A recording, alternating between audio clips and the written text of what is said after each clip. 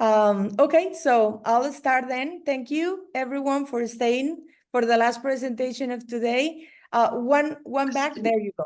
The title, no, to the other No, one. excuse me. There we go. So the title of our presentation is Women's Participation in Mexican Nearshoring Challenges and Recommendations. We are right now presenting this all the way from Mexico. So it's about passing the midnight. We're so excited to be presenting with you over there in Turkey. So here we go, the introduction of our presentation. I don't know how familiar you are with the notion of nearshoring. Today, Mexico is an important nearshoring location. The notion of nearshoring refers to the relocation and regionalization of supply chain. Companies from even more than 30 countries already announced their relocation in Mexico, and most of these investments come from American and Chinese companies. 50% of Mexico's in 2023 foreign direct investments was in manufacturing. And this particular topic is very relevant with education because of the necessities based on this relocation of companies. We can move now to the next one. Thank you. Here you have the map of our country here in Mexico. And as you can see, most of the northern states, those that have a border with the United States, are the ones with more relocation of companies, and not only American ones, as I said, also Chinese companies are coming.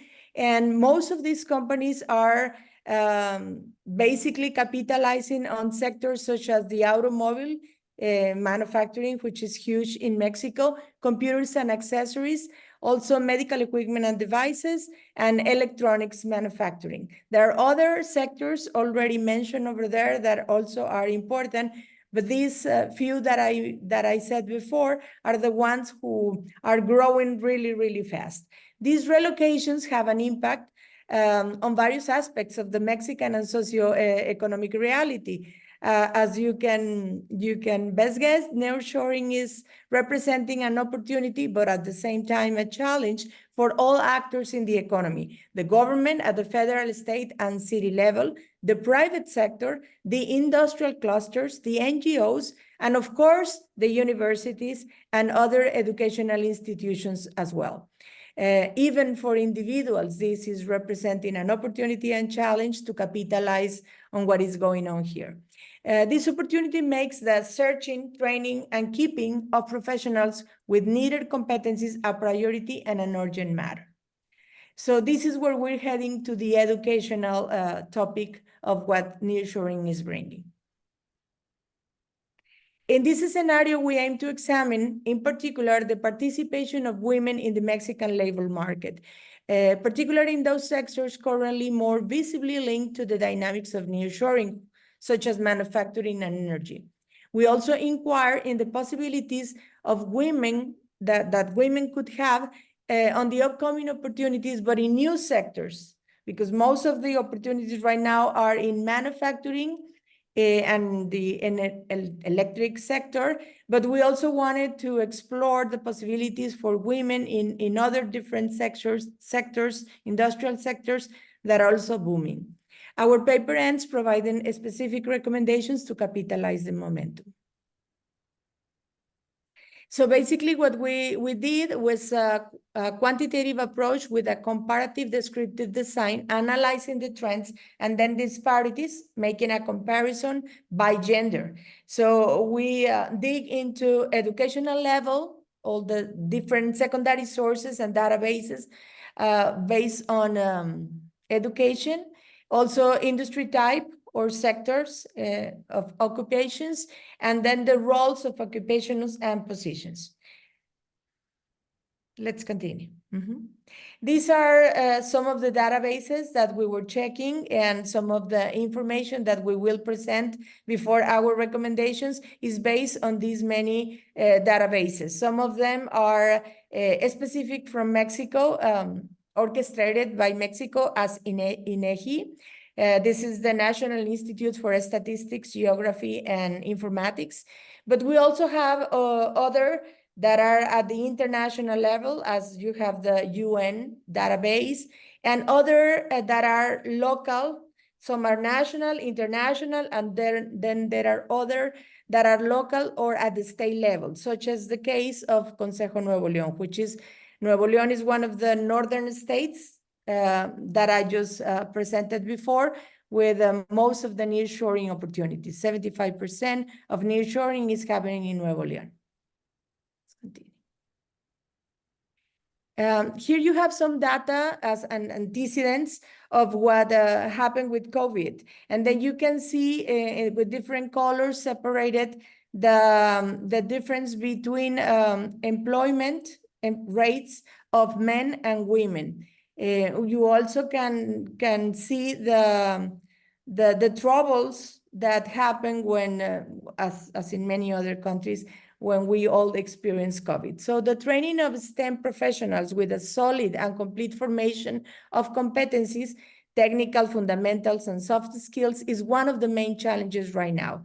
And of course, the COVID pandemic marked a gap in employment figures. More jobs were lost for women, 29%, than for men, 19%, in the state of Nuevo León, which is one of the of those having more nearshoring right now. The post-pandemic job recovery has been higher, but mainly for men instead of for women, which is worrisome. Companies report also a shortage of people with the skills required for the jobs. This increased training cost. So at the same time that we experience a certain degree of recovery after COVID, we already having the boom of nearshoring and then the shortage of qualified personnel for these new positions. The opportunity is there, but the hard work is needed. Here you have some other statistics that are very eye-opening, because you can see the comparison during the period 2021 to 2023. In Mexico, more women graduated from higher education, 52.4%. Than men, 47.5%. Nevertheless, employed men, 61%, considerably outnumbered the employed women, 39%, during the same time. And now, just to continue with the logic, we're having this boom, and it seems that is not going to be capitalized by women as could be or should be for many different reasons. And we need to pay attention to the phenomenon. You can see the educational level in the graph with bars, and then you can see how in these last 3 consecutive years, women have been graduating in higher education more than men. Nevertheless, you see the percentages and they are less employed. Here you also have some numbers, and these are divided by specific sectors. So just to give you a comparison, you see how employed Mexican people are, and then you see the difference, 40% of women and 60% of men, those that are employed. Very similar to the other figures we saw in previous years. And then depending on the sector, you can also compare in the extractive and electricity industry, as well as in the manufacturing industry. You can compare, and it's a huge difference by gender.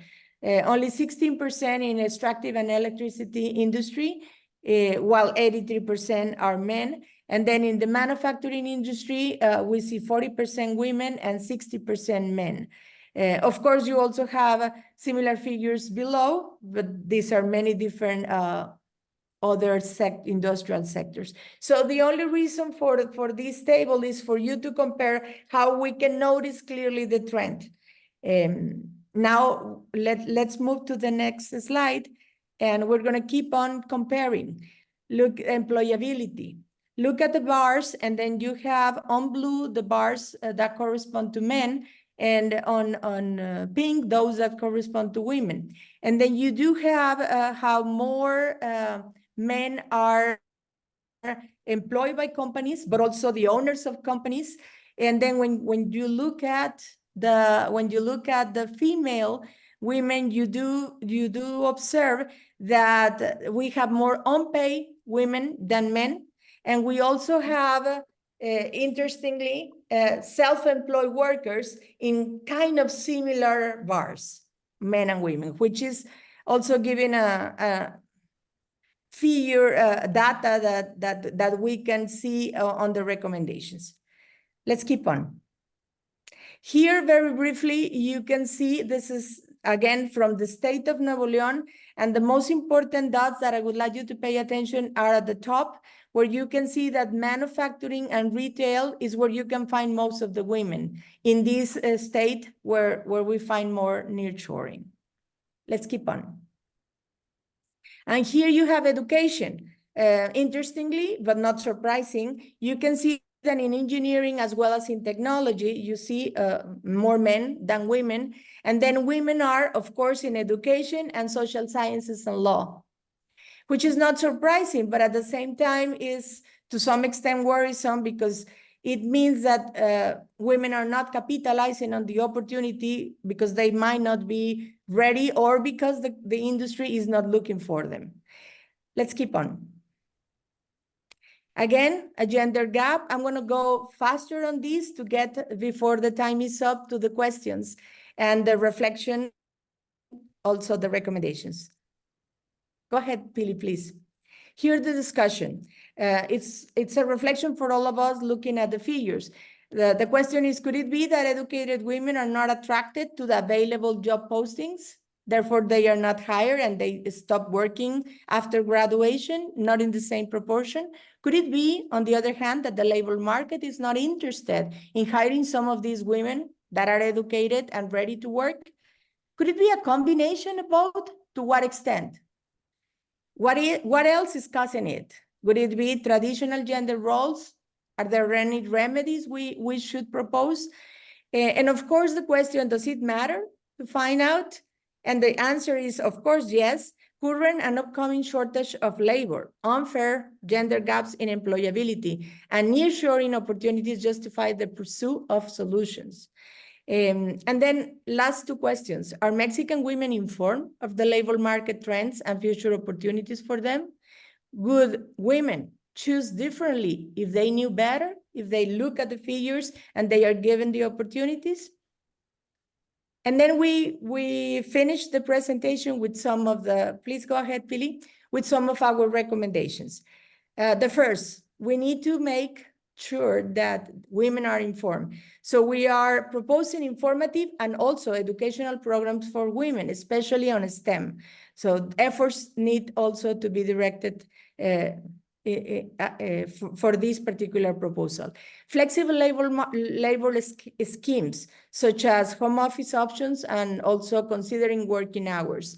Basically, the necessity is so huge that this is something that can be done. Inclusion labor policies for women, more empowerment. Adaptation of facilities and urbanization solutions, considering women needs.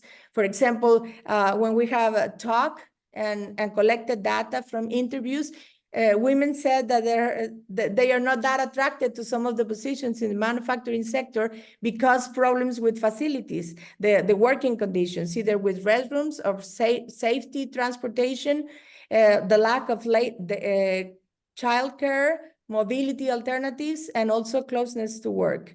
Then also another of the recommendation is to look at fiscal incentives and adaptive legal frameworks. Of course, foster innovation and entrepreneurship. We also saw in the graph that currently self-employed is a solution. So it doesn't have to be only manufacturing sectors, and it might take time to implement some of the recommendations. So at the same time, we are recommending to take a look of entrepreneurship for women. It might also be related to flexibility on labor. And last but not least, the identification and promotion of novel needed occupations where women can rapidly and naturally progress. As an example, we are adding to the opportunities a growing sector in information technology as well as on health, where women might quickly adapt and be part of this new scheme in such a way that this wave of nearshoring that we are experiencing in Mexico is also helping women. and the labor market that may be benefited by more women working on it. Thank you very much.